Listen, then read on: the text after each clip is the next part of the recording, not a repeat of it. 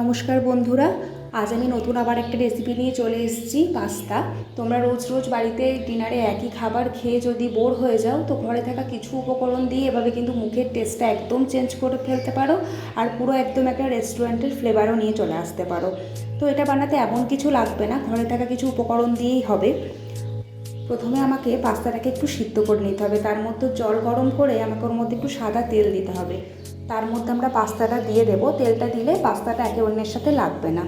এরপর হাই ফ্লেমে আমি 8 থেকে 10 মিনিট এটাকে সিদ্ধ করে নেব, তার বেশি লাগবে না। হাই ফ্লেমে দিলে এটা অন্যের সাথে লাগবে না। তো হাই ফ্লেমে খুব ভালো করে আমি এটা সিদ্ধ করে নিয়েছি। সিদ্ধ করে নেওয়ার পর জলটাকে খুব ভালো করে ঝরাতে হবে। তো জলটা ঝরানোর জন্য এটা আমি ঢেলে নিলাম। আর এটা ঢালার পর কিন্তু আমি এটাকে 2 থেকে 3 বার ঠান্ডা জল দিয়ে ভালো করে ধুয়ে নিয়েছি, যাতে এটা খুব ঝরঝরে হয়। এরপর কড়া গরম করে তার মধ্যে একটু সাদা তেল দিয়ে দেবো, আর তার মধ্যে একদম কুচি কুচি করে কাটা রসুন দিয়ে দেবো। এটা দিলে কিন্তু একদম রেস্টুরেন্টের মতো একটা গন্ধ আসবে।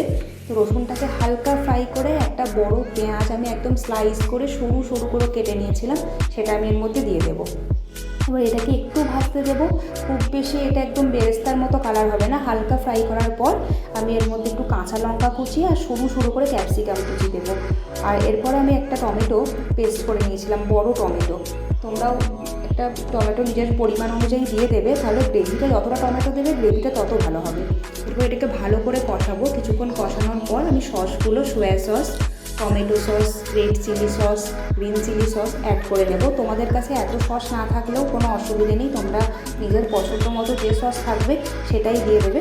তারপর এটাকে ভালো করে কষাবে। এই সসটাই হলো কিন্তু মেন। এটা ভালো করে দিলে একদম পুরো মুখের টেস্টটা চেঞ্জ হয়ে যাবে, টক টক ঝাল ঝাল মিষ্টি মিষ্টি একটা ফ্লেভার আসবে। ভালো করে কষাতে হবে। এটা ভালো করে কষানোর পর একটা কালারটা দেখতে চেঞ্জ হতে থাকবে। তারপরে আমি একটা মশলা অ্যাড করবো। আমার কাছে ম্যাগি মশলা ছিল, আমি ওটাই দিয়েছি। তোমরা ম্যাগি মশলা না থাকলে চিকেন কারি বা মিট মশলা যে কোনো একটা দিতে পারো, টেস্টটা খুব ভালো হবে। আর একটু গোলমরিচ দিয়েছিলাম আমি, গোলমরিচ দিলে একটু ঝাল ঝাল হবে। আর এরপরে আমি দিয়ে দিলাম একটু চিনিটা দিলাম যাতে টেস্টটা ব্যালেন্স হয়, টক মিষ্টি ঝাল সব ঠিকঠাক হয়। আর এরপরে আমরা দিয়ে দেবো পরিমাণ মতো লবণ। তোমরা চাইলে এমনি লবণের সাথে একটু বিট লবণও দিতে পারো। তো ভালো করে কষানোর পর কালার চেঞ্জ হয়ে যাওয়ার পর এর মধ্যে আগে যে পাস্তাটা সিদ্ধ করে রেখেছিলাম সেটা দিয়ে দিলাম। দেখো কালারটা কত ভালো এসছে, বেশ রেস্টুরেন্টের মতো একটা লাল লাল কালার এসছে। এবারে এটাকে আর কিছুই না, 10-15 মিনিট ভালো করে মিক্স করে রান্না করলেই কিন্তু আমাদের পাস্তা একদম রেডি। তোমরা কিন্তু বাড়িতে বসেই এইভাবে পেয়ে যাবে রেস্টুরেন্টের মতো একটা টেস্ট, ফ্লেভার। তো আমাদের পাস্তাটা রেডি হয়ে গেছে। এবার আমরা এটা সার্ভ করে নেব। তোমরাও এটা বাড়িতে ট্রাই করে জানিও যে কেমন খেতে হলো। তো থ্যাংক ইউ ফর ওয়াচিং।